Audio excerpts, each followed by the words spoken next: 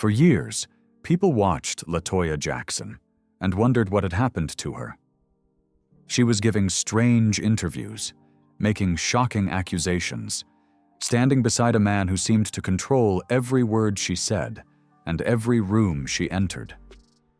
To the public, it looked as though she had turned against her famous family, that she had chosen scandal over loyalty, that she had decided, on her own, to say things that would damage the people she had grown up with.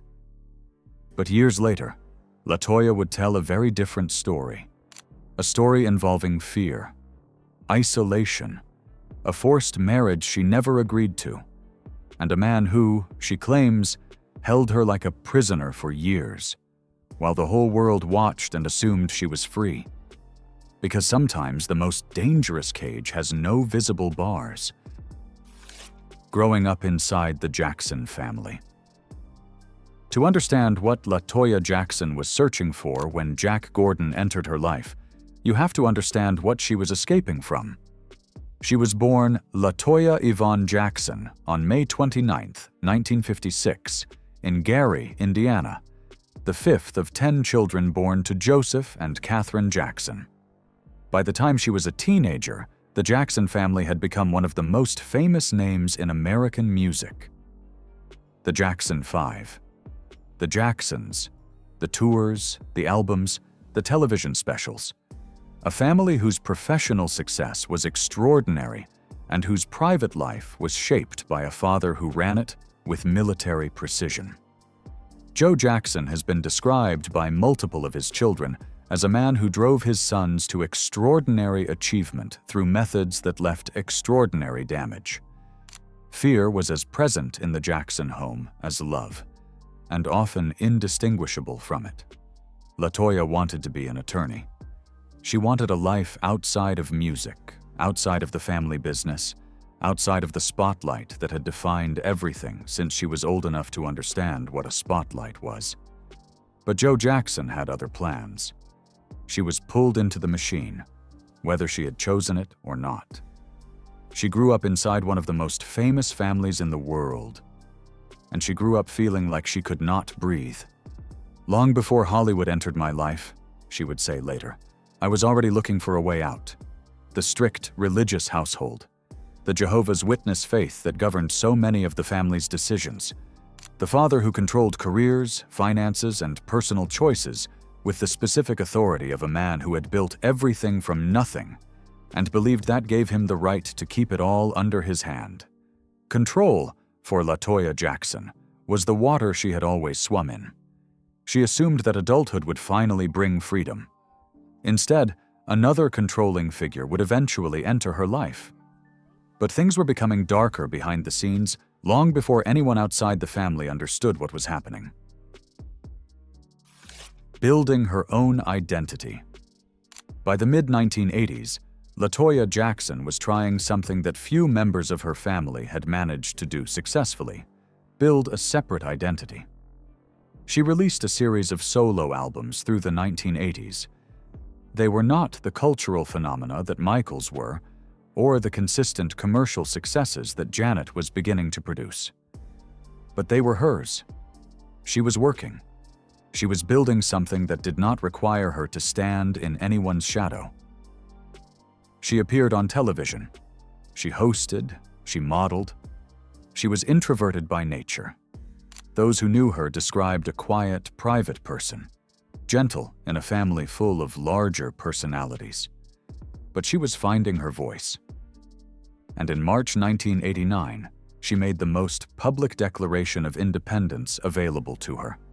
She posed topless for Playboy magazine. The March 1989 issue became one of the most successful in the magazine's history. Approximately 8 million copies sold. Toya's statement about why she did it was specific. To show my parents they couldn't dictate to me anymore, that I control my life. The Jackson family was publicly appalled.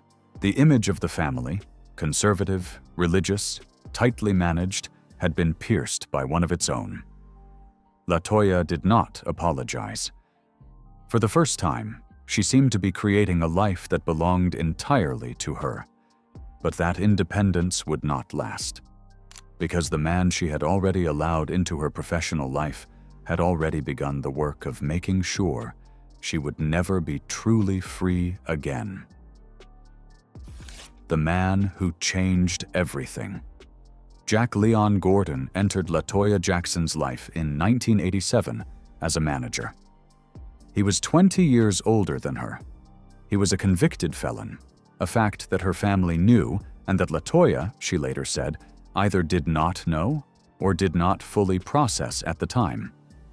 He presented himself as exactly what a woman trying to establish professional independence from a controlling family might be looking for. Someone in her corner, someone focused entirely on her career, someone who was not Joe Jackson.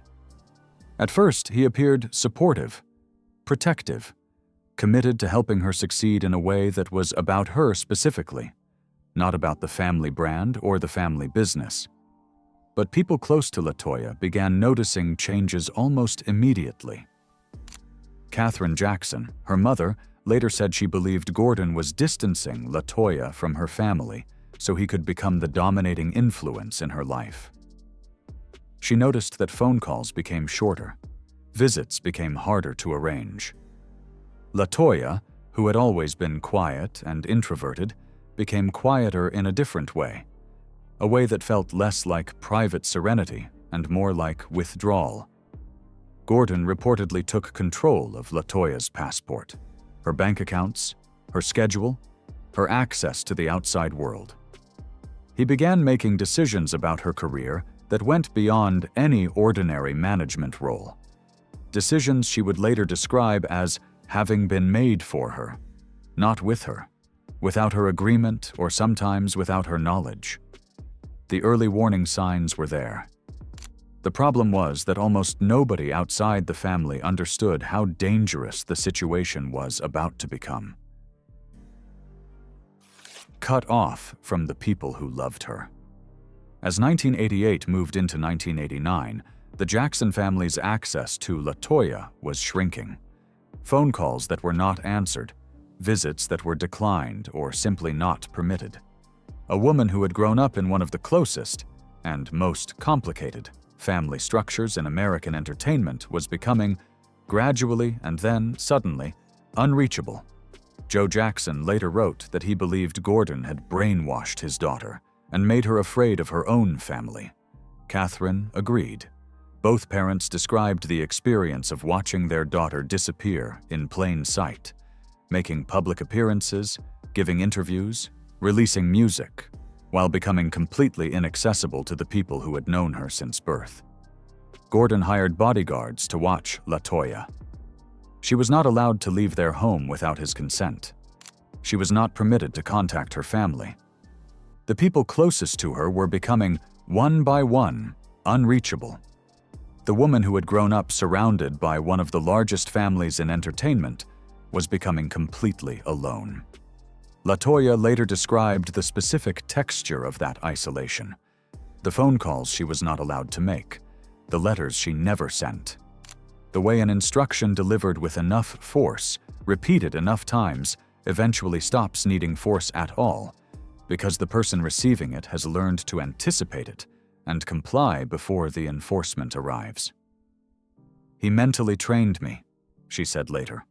"I really felt like a robot." What LaToya feared most, she later said, was that nobody would believe her. That the world would look at a Jackson, a member of one of the most famous families on earth, and assume that no amount of money or fame or family connection could disguise a real problem. That the protection she should have had was assumed to exist rather than actually provided. The people closest to LaToya were becoming increasingly worried. But what happened next shocked even those closest to her. The marriage that shocked the Jackson family. Then came the moment that convinced many in the Jackson family that something was seriously wrong. On September 5, 1989, following a concert in Nevada, LaToya Jackson married Jack Gordon. She did not want to. She said so, clearly, at the time. "I told him, 'No way, Jack, I can't marry you. You know what marriage means to me. I've never been in love. I don't even date. "It's not right. I don't love you. I don't have feelings for you." She tried to run from the wedding chapel 3 times. A bodyguard named Antonio Rossi stopped her each time. "There are some things you have to do," he told her. Gordon's stated justification was that the marriage was for her protection, that the Jackson family was planning to kidnap her, and that being his wife would keep her safe. She later described this as a manipulation designed to isolate her further, to give him legal standing over her life, to make the arrangement permanent, to close the last doors she might have used to reach her family. The Jackson family's reaction was one of shock and grief in equal measure. They did not believe the wedding had been freely chosen. They could not reach her to find out. The woman who had been their daughter, their sister, was now legally bound to a man none of them trusted and legally separated from everything she had come from. What should have represented freedom was becoming something very different. The life LaToya had spent years fighting to control now seemed completely out of her hands. Life under control. And after the wedding, the situation became far worse than anyone outside the marriage realized. To the public, LaToya appeared glamorous and successful. Behind closed doors, she was living in fear. Picture what that looked like in practice. Hotel rooms in European cities where the door was always watched. Silent car rides to venues where bodyguards stood outside and nobody outside was permitted in. A schedule she did not set. A phone she could not use freely. A woman photographed on stage in Paris, performing to full houses, returning each night to a private reality the audience could not see.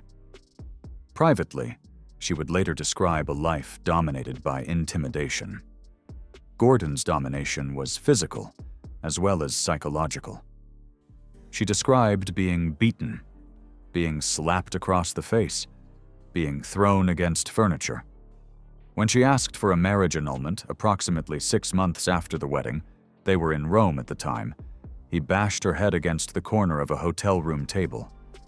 She appeared in public with a black eye. She told no one what had caused it. "He felt that he owned me," she said later. "He controlled me. He abused me. He did all these things to me and I never thought that I would get away." The psychological control was systematic. He dictated what she said in interviews. "He made me say the things that he wanted me to say," she told Mark Lamont Hill. She was not permitted to speak freely to anyone. He monitored her conversations. He isolated her from every relationship she had maintained before 1987, and he threatened her into silence about all of it. "I would hear conversations," she later told Kathy Hilton. "This person was going to die. And then I'd turn on the TV and on the news, 'This man fell off the building.' Why would he do that to me?" She described him making threats against her siblings, against Michael, against Janet, that if she tried to leave or speak out, the people she loved would be harmed.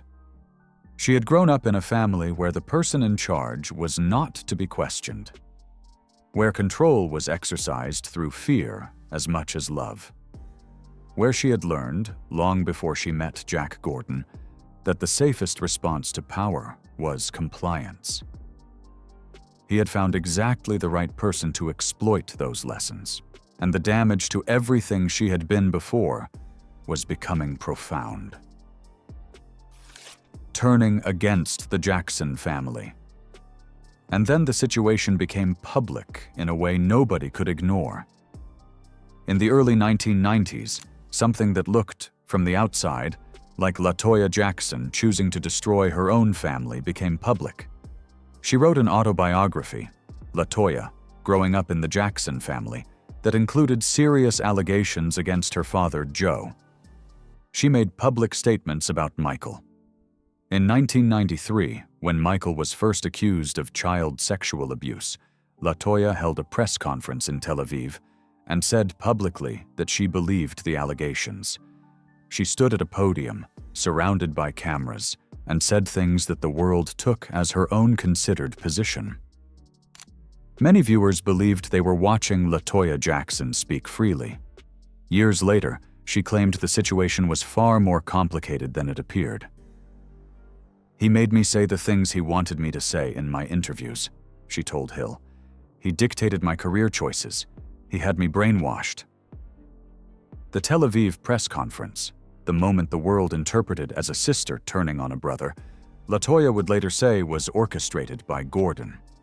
That UK and US tabloids had been in a bidding war after Gordon claimed LaToya had proof of Michael's guilt that she would share for $500,000.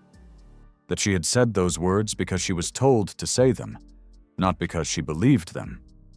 Years later, she recanted everything, Barbara Walters would report on 2020, telling me that Gordon had forced her to make those accusations and that he had threatened to kill Michael and Janet if she did not speak out. The Jackson family had watched one of their own seem to turn on them, publicly and repeatedly, for years. A daughter who appeared to accuse her father. A sister who stood at a podium and said things about Michael that the whole world was now repeating. For Catherine and Joe, for Janet and the brothers, the emotional cost of watching LaToya make those statements, believing she was doing it freely, was immense. They could not reach her to ask what was happening. They could only watch. The damage to those relationships was profound, and for a long time appeared permanent. The real story was happening behind closed doors, and what happened next finally began to change everything. The escape. After years of fear, a single discovery finally pushed LaToya to act. In early May 1996, LaToya Jackson was in a New York hotel with Jack Gordon when she learned he was planning to feature her in a pornographic film. She had endured beatings. She had endured the theft of her passport and her bank accounts and her freedom of movement. She had endured being cut off from her family for years. She had endured saying publicly, under duress, things she did not believe about her own brother. This was the moment something broke. She called her brother Randy. She told him where she was. Randy immediately caught a plane with their cousin Tony and flew to New York. They arrived at the hotel while Gordon was out. They took LaToya directly from the hotel to her Las Vegas home. She was treated for bruises. Then she filed for divorce. She applied for a restraining order. Her court documents described Gordon as an abusive spouse who had beaten her with a bottle in early May, who had beaten her for refusing to perform at a European concert several weeks before that, and who had threatened to kill her, and specified that if he could not get to her personally, he would send someone who could. Randy Jackson had flown across the country on a phone call from a sister he had barely been able to reach for years. And in doing so, he gave her back the first day of a life she could actually call her own. "I want women to know that you can live your life," LaToya said after the divorce. "You can regain and re-own yourself and be free and do whatever you want to do. You can start over as long and as many times as you want until you feel that you've gotten it right." But escaping was only the beginning. What the lost years cost her. After 7 years, LaToya Jackson was free, and the world that she returned to had a very specific idea of who she was. She was the woman who had accused her father of abuse. She was the woman who had stood at a podium in Tel Aviv and suggested her brother Michael was guilty of the worst kind of crime. She was the woman who had seemed to choose a strange, controlling manager over the family that had made her name. She was, in the public imagination, a villain or a fool, someone who had thrown away loyalty and credibility for no reason anyone could identify. The context that explained her behavior, the forced marriage, the physical abuse, the death threats, the brainwashing she described with specific and detailed honesty in every interview she gave after her escape, arrived into a world that had already decided the story. Her career had been deliberately damaged during the Gordon years. He had made decisions designed to compromise her reputation, the provocative publicity stunts, the Psychic Friends Network spokesperson role, the soft-core videos, the financial decisions that left her filing for bankruptcy in the mid-1990s. These were not LaToya's choices. They were a manager's weapons, used on the person he was supposed to protect. She had lost years she could not get back, opportunities that had closed, relationships inside her family that had been strained to breaking point by public accusations she had been forced to make, a reputation that she had spent years trying to rebuild. One interview, one appearance, one honest account at a time. Some consequences do not disappear when the situation ends. How do you rebuild a life after losing so many years to someone who made it impossible? LaToya's answer was, slowly, honestly, and with more courage than most people are ever required to show. She reconnected with Randy first, then Jermaine and Joe, then spoke to Catherine on the phone. Michael, who she had publicly accused of the most serious allegations, eventually reconciled with her. The specific shape of their reconciliation kept private, as it should have been. She wrote books. She appeared on reality television. She did interviews. She said what had happened, clearly and specifically, and without softening the account to make it more comfortable for the people listening. And she kept going. The bigger truth. LaToya Jackson spent much of her childhood searching for freedom. She had grown up under Joe Jackson's authority, driven toward a career she had not chosen, kept inside a family structure that left very little room for individual identity. When Jack Gordon arrived, he offered her the thing she had always wanted: independence, a career on her own terms, someone in her corner who wasn't part of the family machine. That is what makes her story so important to understand. Because the abuse that destroyed her years did not announce itself as abuse. It disguised itself as protection, as management, as the kind of close attention that someone who believed in her would naturally provide. By the time the disguise fell away, she was already isolated, already frightened, already shaped by years of learning to comply. "I felt like a robot," she said. "I was brainwashed." She was not weak. She was not foolish. She was a woman who encountered a man who had studied her specific vulnerability and knew precisely how to use it. The story is bigger than celebrity scandal. It is a story about how easily domination can disguise itself as care. About how isolation builds so gradually that each individual step seems manageable until the accumulation is total and the person at the center has no one left to reach. LaToya got out. But it took years. It took a brother on a plane. It took bruises that were finally too visible to hide. And it took the kind of courage that is most impressive precisely because it had been so completely suppressed. The woman who came back. For years, the public believed they were watching LaToya Jackson make her own choices. Years later, she claimed much of that image was an illusion. Behind the interviews, behind the headlines, behind the public appearances and the provocative publicity and the accusations that the world took at face value, was a woman who was not free. The freedom LaToya spent most of her life searching for finally arrived, but only after years of fighting to reclaim it. She did not disappear afterward. She talked.